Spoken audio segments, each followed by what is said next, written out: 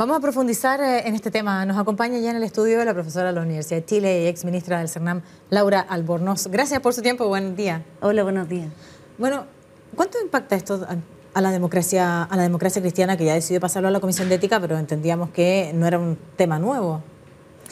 Yo creo que en general a los servidores públicos o a la institucionalidad pública en un Estado democrático de derecho afecta el que no se cumplan con ciertos estándares éticos. Recuerde usted que el artículo 12 de la letra F del Estatuto Administrativo establece que para, por ejemplo, cumplir un cargo tan modesto como ser estafeta en una repartición pública, usted requiere no haber sido condenado por haber tenido ninguna condena.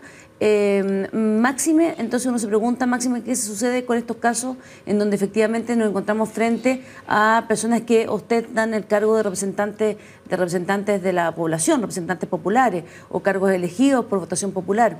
La verdad que sin perjuicio del caso particular de Ricardo Rincón, yo trato de ampliarlo a otros casos que hemos conocido, por ejemplo, de conflicto de política con el dinero o con el financiamiento regular de la política. La verdad que a mí me sorprende que en general los partidos políticos no adopten medidas en orden a no repostular a numerosos hoy día diputados y senadores que cumplen funciones públicas y que están siendo o formalizados o están siendo investigados por tener conflictos con la justicia, algunos que han salido por acuerdos reparatorios pagando la deuda, usted recordará a la diputada Claudia Nogueira, otros tantos como el senador Orpia, que hay una serie de situaciones que constituyen, desde mi punto de vista, una infracción a un estándar ético que un Estado democrático debe cumplir respecto de quiénes son las personas que ostentan cargos tan importantes como este. ¿El diputado Rincón no debería ser diputado? No, yo creo que más que circunscribirme, yo no he tenido a la vista los datos procesales, por lo tanto, yo no me puedo hacer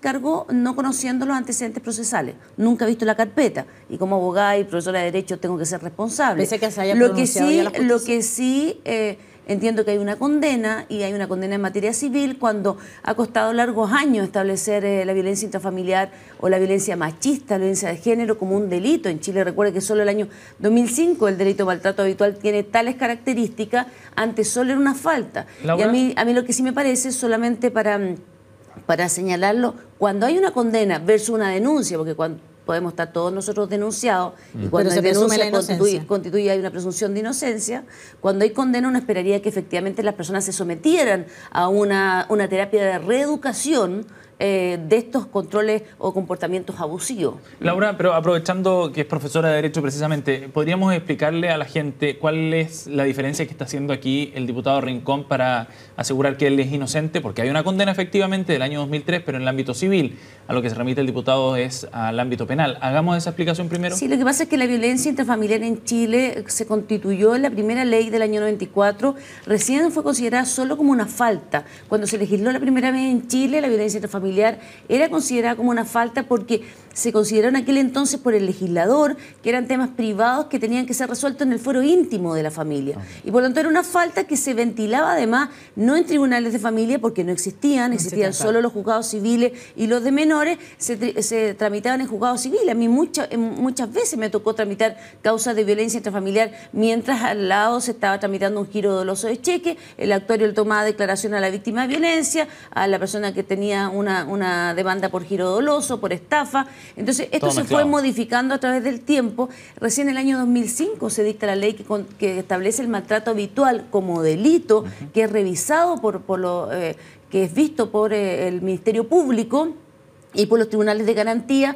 versus los delitos que son menores, que son vistos por los tribunales de familia, para después aprobarse la ley en la que me tocó participar directamente, que es la ley que sanciona el femicidio. Entonces esto ha tenido un progreso gradual en la medida que se han ido reconociendo los derechos humanos de las mujeres, que son particularmente las afectadas por casos de violencia de género. Pero ¿qué es lo que pasa ahí entonces con estas sanciones o estos fallos de la justicia? Uno que dice que es culpable y el otro, según el diputado Rincón, que es inocente. Mire, yo creo que cada uno sabe lo que hace o hizo. Y hay antecedentes suficientes en reparticiones públicas y también lo que usted señala en la justicia. Yo pediría más humildad. A mí me hubiera gustado, fíjese que él y otros casos, porque yo quiero decir que estos comportamientos agresivos y abusadores, el maltrato hacia la mujer, hacia los niños, el abuso sexual, no quiero mezclarlo, pero este tipo de hechos son transversales en la sociedad chilena. Transversales. Sucede en clases económicas altas, bajas, personas educadas y no educadas, políticos y no políticos. Y a usted le consta, yo denuncié, apenas salió un caso similar con el expresidente de la NFP, el señor Jadwe, tenía una condena semejante por violencia intrafamiliar. Entonces yo lo que quiero decir es que uno debiera asumir más honestamente las situaciones que está pasando y ser capaz de reflexionar y de adoptar medidas. Acá hay un incumplimiento de un mandato del tribunal respecto de llevar adelante un procedimiento de tratamiento de este comportamiento abusivo. Sí. Un mandato del Tribunal Civil el que veía las causas, y la verdad que a mí me parecería que en general los partidos políticos, y es lo que yo espero de la democracia cristiana en particular, que es mi partido, que son, fije los estándares éticos en los cuales se basaron los fundadores como Leyton y otros, que tienen que ver con que no podemos nosotros tener personas o candidatos a cargos de representación o a cargos altos en la administración del Estado que puedan tener algún reproche ético de su comportamiento para con otras personas, particularmente lo que es derechamente la violencia contra la mujer. Pero desde ese punto de vista, entonces, desde su planteamiento, yo entiendo que usted señala que tiene que revisar la carpeta, ver todos los antecedentes, y eso también tiene cierta lógica, pero aquí ya se pronunció la justicia. Bueno, ahí será llamado, entonces, yo pediría... ¿Y por qué han tenido que pasar tantos años? ¿Por qué se tiene que hacer público a través de una nota de prensa para que finalmente hoy día esto esté? Si esto estamos hablando del año 2003. Porque lo que ha habido todo este tiempo es el silencio cómplice de colegas, de miembros integrantes. Mire, este tema fue ventilado cuando yo era vicepresidenta nacional del partido. Este tema fue tratado arduamente, no el tema de Ricardo Rincón, de otros casos. Nosotros, yo me lo atribuyo como ex vicepresidenta nacional el haber impedido que personas fueran candidatos a diputados porque tenían denuncias con condenas o medidas de reparatoria o acuerdos reparatorios, fueran candidatos a diputados por esta circunstancia. ¿Por qué se hizo una excepción en el caso de Rincón?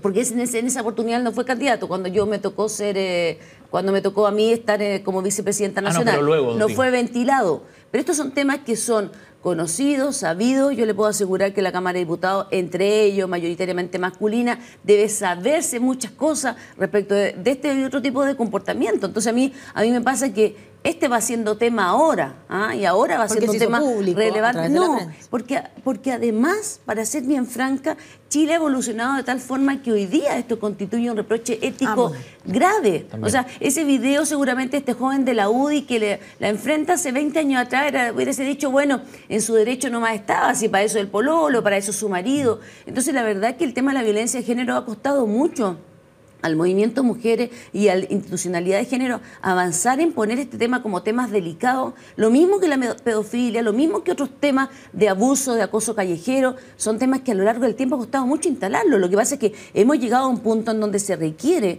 que la clase política tan deslegitimada por su incoherencia para actuar conforme lo que dice, o para tener un comportamiento conforme a lo que dice, ya no puede más. Entonces tiene que empezar de una vez por todas lo que todos los ciudadanos, y yo también como militante político, espero que nuestros representantes sean los mejores representantes que están ahí dando la cara frente a la ciudadanía. Entonces yo esperaría que el Tribunal Supremo, que el Tribunal de Ética primero y el Tribunal Supremo adoptaran una decisión respecto de lo que va a pasar aquí a futuro. ¿Quiénes van a ser los candidatos?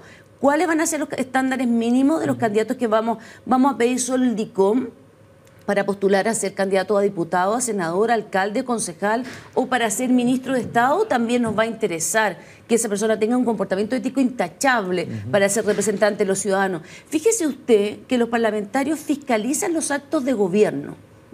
Y no puede ser, resulta paradójico que una persona que tiene una condena civil o penal pueda fiscalizar actos de gobierno que son actos ilícitos administrativos, que desde el punto de vista del rango tiene menor cuantía. Claro. Entonces, es ilógico que personas que están condenadas, estoy hablando de todos, no solamente de Rincón, mencioné a la diputada Nogueira, al señor Orpi, todos los que, Orpi es senador, no es diputado, pero todos los que son diputados y que tienen el rol de fiscalizadores, que tienen alguna condena o sanción, son formalizados por algún ilícito civil o penal, puedan fiscalizar actos administrativos del Estado que son ilícitos administrativos de menor cuantía. Entonces, resulta la verdad que insólito. Laura, usted señaló hace algún rato aquí en esta entrevista que usted esperaría un poquito más de humildad. ¿Esa humildad la esperaría del diputado Rincón? Yo esperaría que en general las personas que cuando se hacen público hechos que además son conocidos por todos, tienen el derecho a defenderse legítimamente. Pero ayer en un chat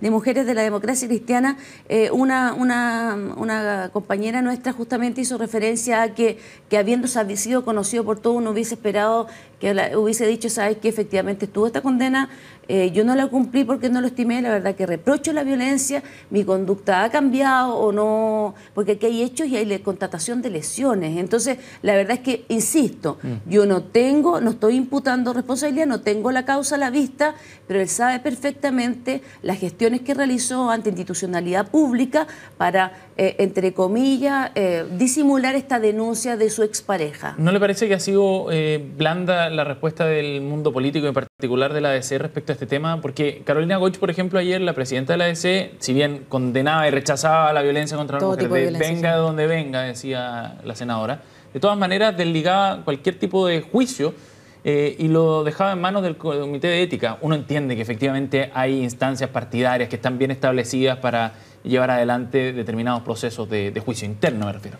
Pero también hay un asunto político acá bien relevante. Sí, pero mire, yo solamente una cosa respecto a Carolina Goich. Ella ha sido siempre bien tajante respecto de la violencia contra la mujer.